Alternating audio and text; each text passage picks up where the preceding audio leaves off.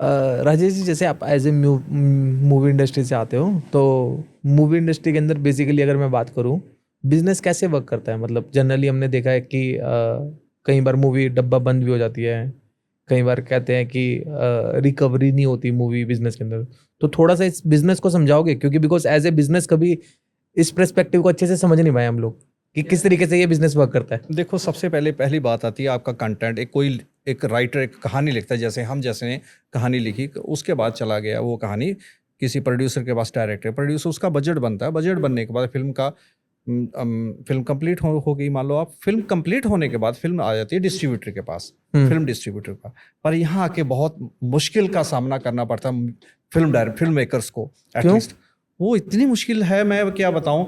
आपने 2 करोड़ पे भी फिल्म बनाई, ठीक है, सिनेमा में फिल्म लग गई। अब उसका आप बॉक्स ऑफिस कलेक्शन बोलते हो ना, बॉक्स ऑफिस कलेक्शन, हाँ बहुत सुना है ये वर्ड। सुनते हो वर्ड। 100 करोड़ कमा लिया, उस 100 में से 50 ले जाता है सिनेमा वाला, ओके।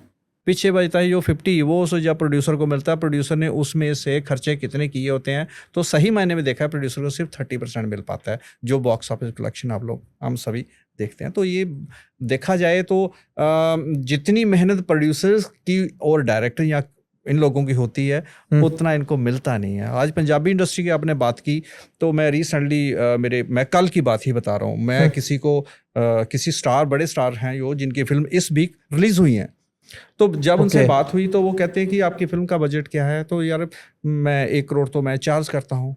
तो मैं ये कहना चाहता हूँ, दुख की बात है, अगर पंजाबी इंडस्ट्री ठीक है राइज कर रही है, अगर 1-1 करोड़ या 2-2 करोड़ अगर आप चार्ज करना शुरू कर लिया आपने, तो प्रोड्यूसर के पल्ले क्या पड़ेगा? फिल्म का ग्राफ इतना बड़ा हो जाए तो फीस जो है कम से कम उतनी हो, रीजनेबल हो एक्टर्स की, ताकि प्रोड्यूसर को भी कुछ बेनिफिट मिले। अगर अभी मैं I am sorry for that, मुझे ये कहना नहीं चाहिए।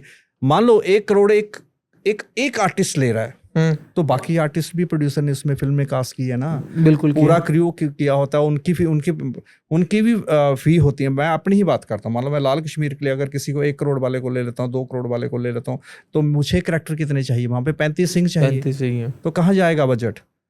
तो ये मेरी विनती है आपके माध्यम से कि आर्टिस्टों को कि अपनी फीस कम से कम रीजनेबल फीस रखें, ताकि पंजाबी इंडस्ट्री फ्लोरिश कर सके। भाजी देखो, इससे मेरे को थोड़ा सा ऐसा लग रहा है कि रीजनेबल किस सेंस में रीजनेबल, क्योंकि बिकॉज रीजनेबल की भी मेरे को लगता है कोई कैलकुलेशन नहीं है। हाँ, किसी के लिए शायद 1 करोड़ भी रीजनेबल हो सकता है, किसी के लिए शायद 50 लाख भी रीजनेबल हो सकता है। नहीं, देखो पंजाबी सिनेमा है ना, जो या तो फिर मेरे को ऐसा लगता है, या तो सिस्टम ही ऐसा हो जाए परसेंटेज पे ही हो। परसेंटेज, ये बड़ी बड़ी बातें हैं। हम इन बातों को यहाँ बात करते, वो मैं हो सकता है हम जस्टिफाई ना कर सकें, पर रीजनेबल का मतलब है कि सबसे पहले देखें, हमारी पंजाबी इंडस्ट्री में अगर गिप्पी गरेवाल जी की अभी फिल्म आई है ना, तो वो देखा जाए जितना पैसा उन्होंने बताया उतना पैसा तो रिकवर तो नहीं हुआ। हाँ, मतलब वो बताया था, हमें डीओपी ने बताया था, आई थिंक 20-22 करोड़ की मूवी थी तो वो कैसे हुआ कि किसी ने अपनी उसने भी फीस बढ़ा दी, उसने भी बढ़ा दी, तो गिप्पी को देना पड़ा होगा एज ए प्रोड्यूसर उनको। तो तभी फिल्म का ग्राफ वहां हो गया। अगर उस फिल्म का सबसे ज्यादा स्टार कास्टिंग पे पैसा चला जाता, अगर वो पैसा सेव होता, वो मान लो आप फॉर एग्जांपल उसकी स्टार कास्टिंग जो 3 गुना बढ़ गई, फी 3 गुना ज्यादा बढ़ गई, अगर 3 गुना ना बढ़ी होती तो कम से कम उनको लॉस तो नहीं होता। तो ये कॉपरेशन की ज़रूरत है, और उनको कहीं पे ज़्यादा भी मिलता अच्छी बात है, कहीं पे नॉर्मल भी है, उसको भी वो कॉपरेट कर रहे हैं। ये मेरी आपके माध्यम से सभी स्टार्स को एक रिक्वेस्ट है।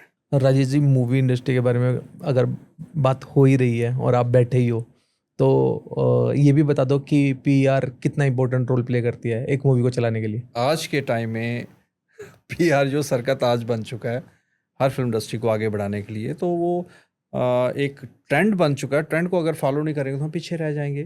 तो पीआर का सच में एक बहुत बड़ा इंपॉर्टेंट पार्ट है वो।